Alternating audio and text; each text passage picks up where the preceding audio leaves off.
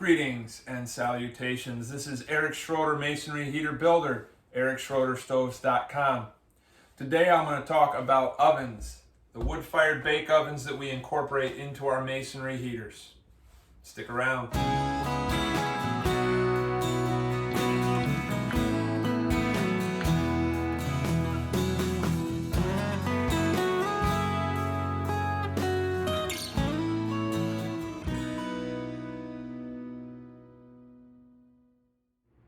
So masonry heaters and bake ovens have a lot in common. They both start with a hot wood fire, and they both store the energy in a thermal mass and are designed to release the energy from the thermal mass over time.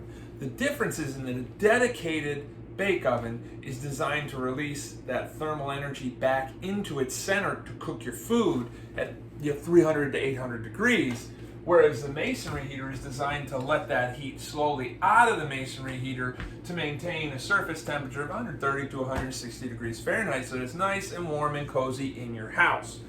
So, why would we put these two somewhat opposite energies together? Because at the end of a fire, the inside of this bake oven is going to be about 600 degrees, whether we put a door here or not. And you might as well take advantage of it. The primary difference between ovens in two identical masonry heaters is going to be whether it's an indirectly heated oven or a directly heated oven.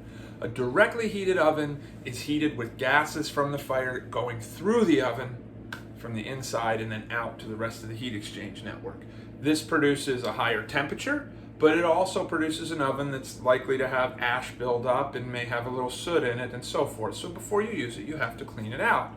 The other option is what you might call, I would call indirect, but you might call a warming oven, where the gases go around the outside of the oven and heat the bricks that make up the oven, which then heats the inside of the oven.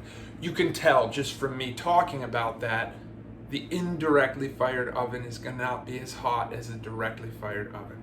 It's just simple.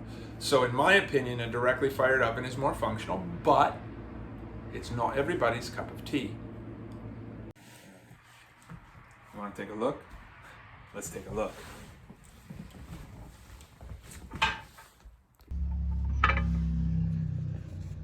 This oven is about 12 or 13 inches wide and probably about 16 or 18 inches deep. It's just a simple barrel arch oven. The gases come in over here from the back right corner of the firebox, and they leave back there to go down the first heat exchange channel.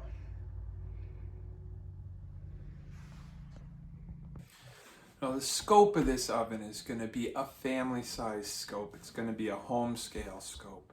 You're going to be able to make pizza in here. You're going to be able to make breads in here.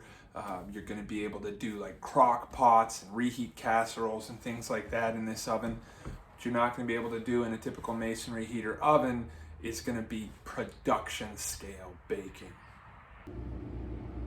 So where does the oven go on a masonry heater? Obviously this one goes right here. What's cool about this is that the firebox is actually right here. Many of the pictures you see on the web as you search masonry heaters, they show the firebox directly below the oven or the oven directly above the firebox, and that's the simplest place to put an oven. I should also mention that you can, in a pinch, cook and bake in the firebox of a masonry heater as well.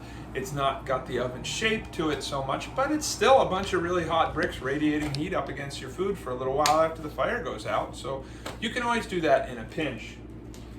Again, this stove, the firebox is over here, the bake oven is offset. I'd call that kind of step 2. If you want to get into placing the two further and further apart, you just get into a little bit more complicated, a little bit more expense, but you know, it can be done. Give us a call, 207-766-6003, or you can check out EricSchroederStoves.com. Thanks so much, and subscribe. I'll send you more stuff. Cheers.